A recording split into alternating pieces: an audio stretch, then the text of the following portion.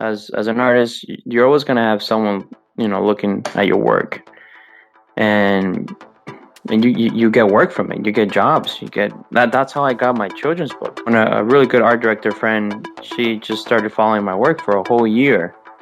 I guess the 6 months or 3 months rule. It doesn't have to be every 6 months, but it's always good for an art director to see that you're actually working constantly. Hey, Pencil Kings. Today we've got Oliver Dominguez. He's been working as an illustrator and an artist right out of art school, which I think is really unique, from children's illustration, paintings, for collections, historical artwork. So let's get into that story and hear what he's working on these days. So welcome to the call, Oliver. How are you doing today? Pretty good. How's it going? I have that inspiration like a volcano. Well, I'll show you soon enough. Here's a list of what I want. Why don't you tell us a little bit about when you got out of art school, what happened next? You had a plan that you wanted to be an illustrator. What did that actually look like?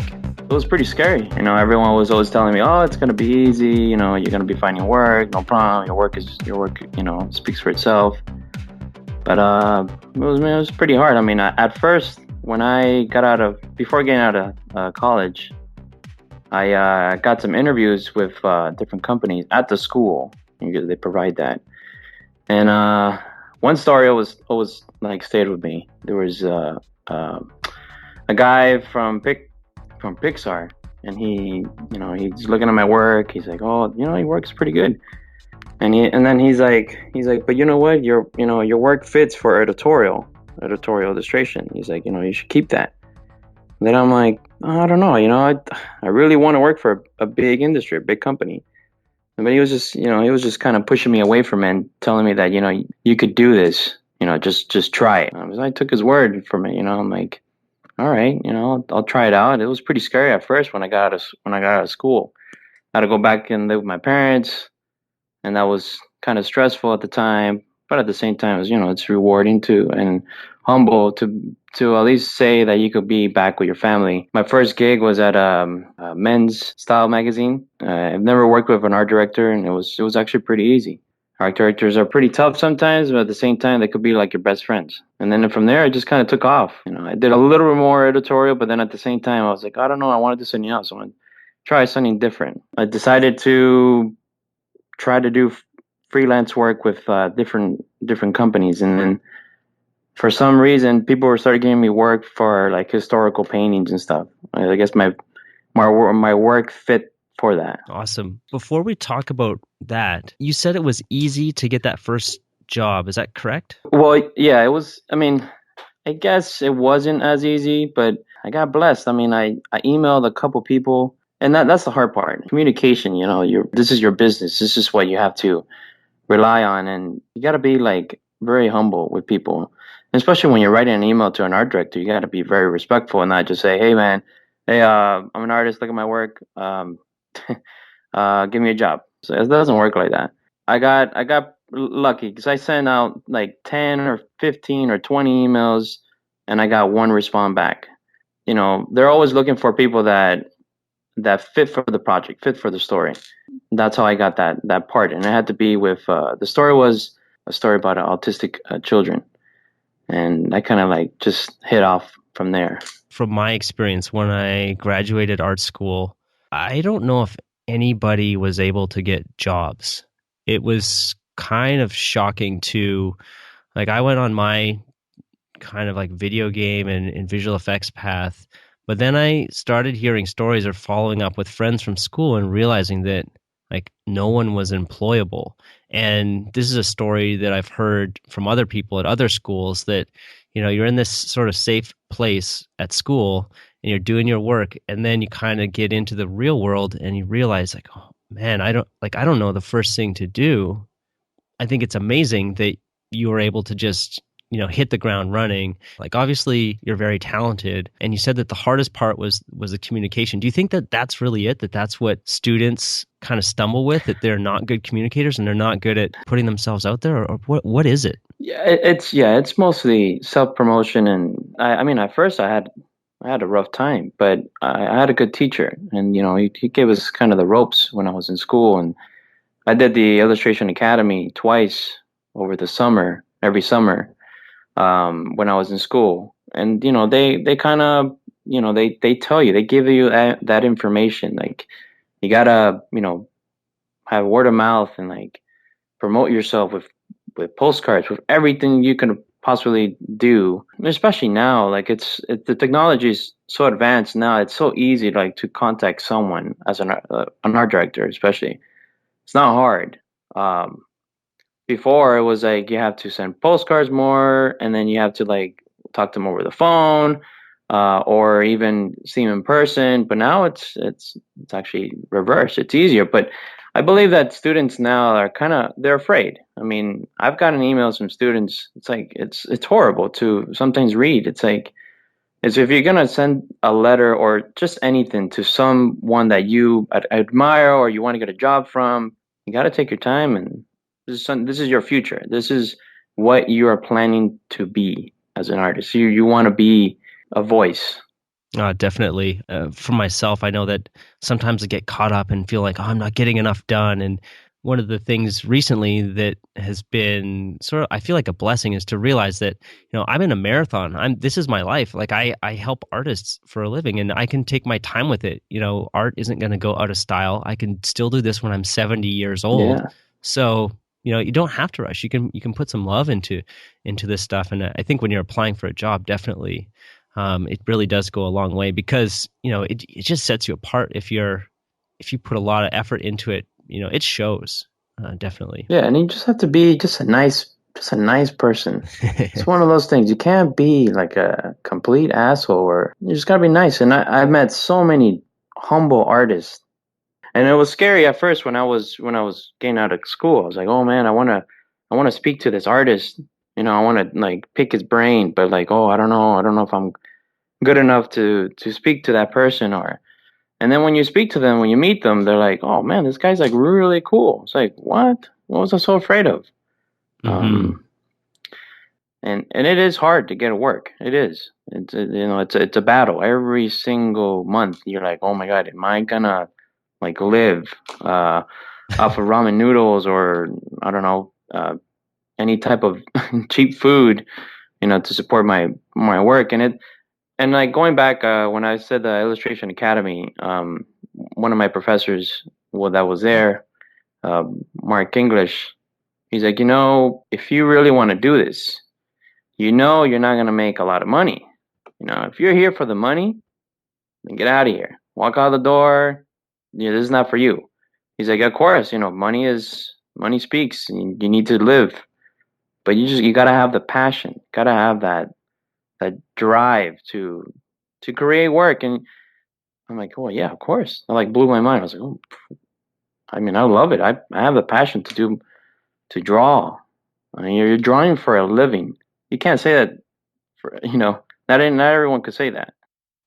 Oh, definitely. Yeah, I feel it.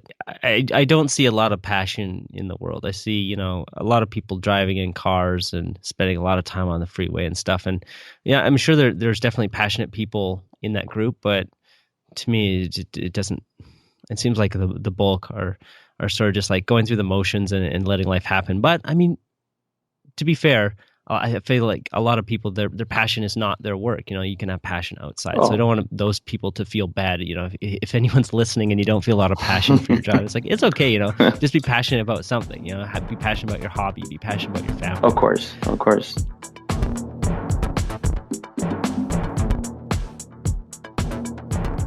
At the beginning, you had mentioned the historical painting. Tell us a little bit about how you sort of fell into this working with baseball. I think it's really cool. Before saying about the baseball, I'm not like a history buff, but I love the fashion of the people back in the 1900s, 1800s, and actually all my work kind of relates to like back in the 1900s.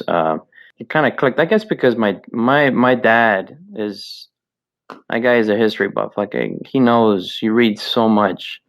And he's always, when we were growing up, he was always telling us stories about history. Like, he'll be taking us to school and he'll be like putting opera music, just telling us about the world. I love hearing that. It's incredible. And he does it all the time, son. Every time we meet, we talk about history, talk about about what's happening in the world, and I think that I get that kind of like clicked in my artwork. For some reason, I was getting work related to history. Like I got those two bio children's books. One was about electrical wizard. It was called Nikolai Tesla. It's a story about him, and then another one was a story about a baseball player that, and this is all based in the, like in 1800s, 1900s when baseball started. And I think when we're going back to baseball, um, I think that's how I started getting work about all historical baseball work because of that book that I made. The children's book, you mean? Yeah, the children's book that I made. It was called Miracle Mud. It's Hmm. out in the stores. You can buy them. It got printed last year, and it's a story about Leonard Blackburn. It's a baseball player. He wasn't a really good baseball player, but he invented a mud that you use to rub on the ball, and they still use that now. It's he just started this little company and it like blew up, and the MLB is he only sells it to the MLB company. I mean, he passed away a while back, but at this day you could buy it, or they sell it for just the baseball games. And these are kind of stories that you don't know about. I didn't know anything about that, and I'm a baseball fan, but not a fanatic, and I didn't know anything about this, and I love how the uniforms, how they used to wear them. There's a lot of history in baseball. So I've been working so much in baseball now. Right now I'm doing a poster for the a baseball museum in LA that they hired me to do about a baseball player named Addie Josh, and he was a famous Cleveland pitcher. He was pitching a game and he just collapsed while pitching the game, and so they took him away. And the next day, he passed away. This was back in 1910, and he was like the best pitcher of all time. He only lived, I think he was like 31 years old. So I'm doing a like an all-star poster of all the baseball players that played in that game, but it's a poster that it's to proceed benefits to the widow and the children.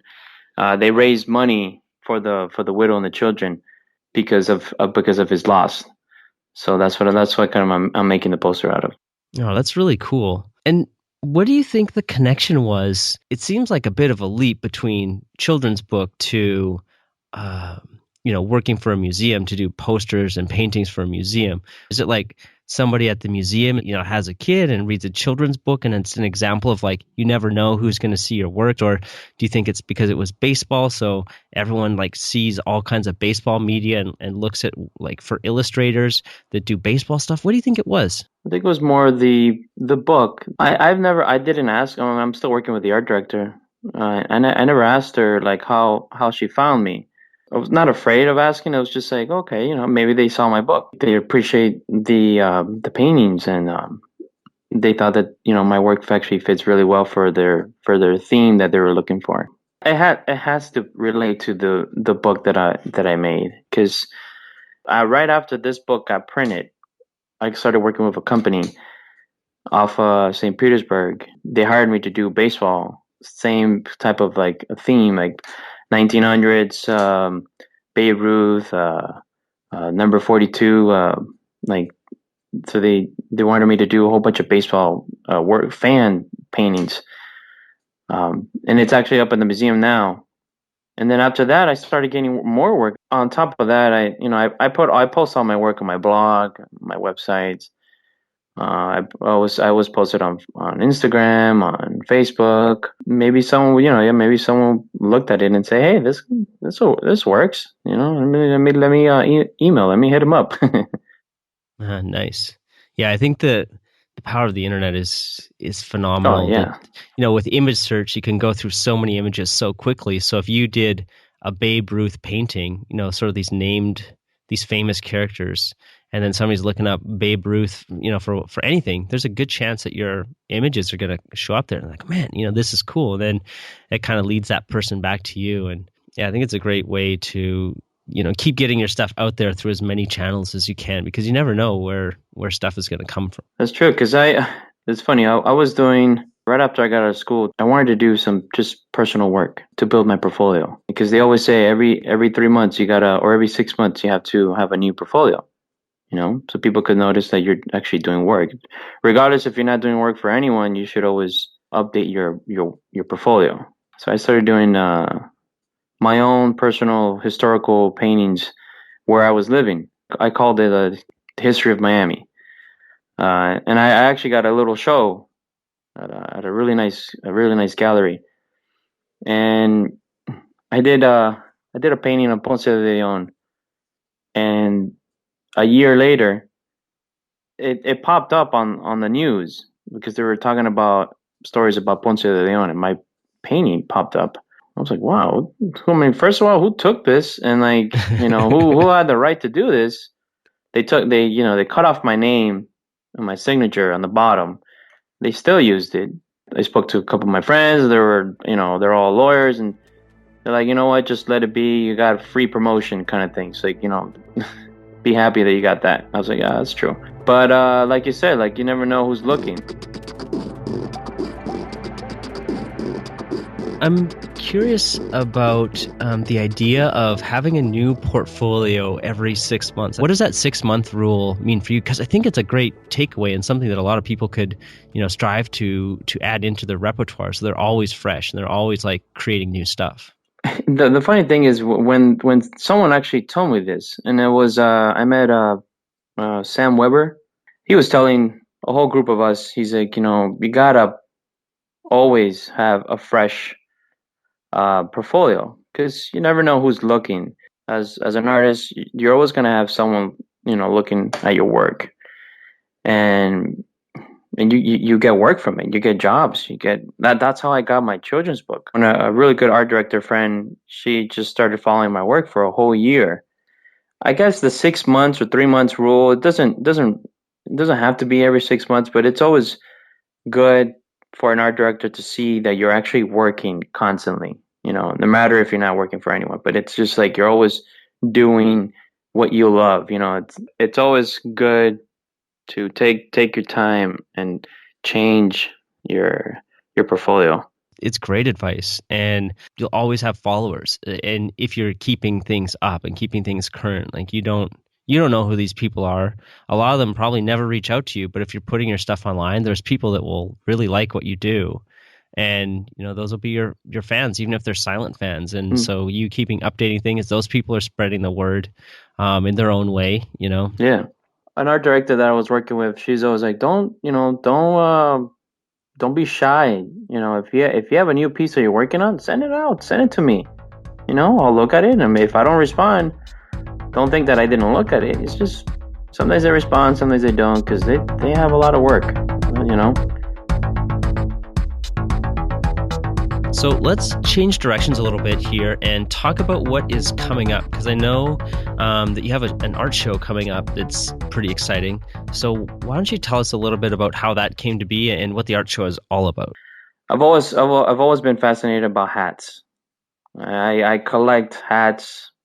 It's just something that I like to do. Like I have like 50 different types of hats, and I was like, man, I want to do something with this. I want to create. I want to just every time I put a painting up on a gallery, I've always have like a little story next to it, so people could kind of understand, or they could take their own approach when they look at a painting. They don't have to read it, but I don't know. I've always been passionate about the different types of fabrics that people use, or just how fabric was created, or how they got to that point. Like, why do we wear hats? Like, there's always a story for it, and like the first hat ever recorded, it was in the Egyptian time. I can't recall the time period, but that was like the first hat ever worn. So I'm doing a painting about that too. Finally, I got a show coming up in July of next year. With it's probably going to be like 20 or 30 paintings, large images about the history of hats. So the show, it's going to be Hats of Time. my own approach, my own view of hats. Sounds kind of odd to do a show like that, but I don't know. I think there's a lot of people that would have a lot of things to say when they see my paintings. Yeah, I'm just looking at, so you have some examples, I think, of them on your blog. Hats of Time, Millinery Mother. When people see this, there might be some kind of connection, like, oh, man, I remember my great grandma. She used to wear like this crazy hat, and I never knew what it was. And now I see, here it is in this painting, and some kind of connection there. So I think that, history is definitely really interesting. And I've been through a few. I was in Chicago, and they had all these things about old Chicago, and I find it's just really interesting, all these little stories that they have, because it's it's a different time period and it's a different place than where you're from, and but we're all human and we all have these kind of connections, and there's bits and pieces of the past in the present. It's enlightening to see somebody bridge that gap, visually, and then also with a story to go along with it. And so I think this is probably a good point to wrap up, because I'm sitting on your blog, I'm looking at your blog, and so where can people find more from you online? What are the best channels to either reach you or see your artwork? My website, it's oliver-dominguez.com. It's oliver-dominguez.com, or you could find me on Facebook or Oliver Dominguez, or you can find me on Twitter. All those venues, you can find me on my main website, my blog. So you can check it out. Awesome. Well, thanks so much for being part of the podcast, Oliver. And I hope you have an awesome show. Where is the show going to be? It's in July of 2015, but where's the actual venue? It's going to be at the Cindy and Bernie Davis Art Center in Fort Myers, downtown Fort Myers. Don't have the exact time, but it's going to be in July of 2015. It'll be awesome if everyone to come. Everyone has to wear a hat. All right. Well, that's it for this podcast episode. And if you want to get the show notes, we'll have the links to Oliver's website, as well as some of the other things that he's mentioned here. That will be at pencilkings.com/Oliver-Dominguez. Or if you want an easier way, you can go to pencilkings.com/podcast, and then we've got all the episodes there. So thanks for listening, and we'll be back next week with another great artist interview. So thanks a lot, Oliver. No, thank you.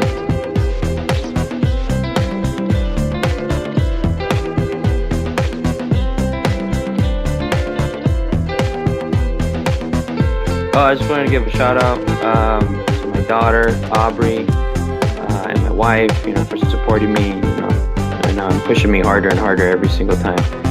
All right.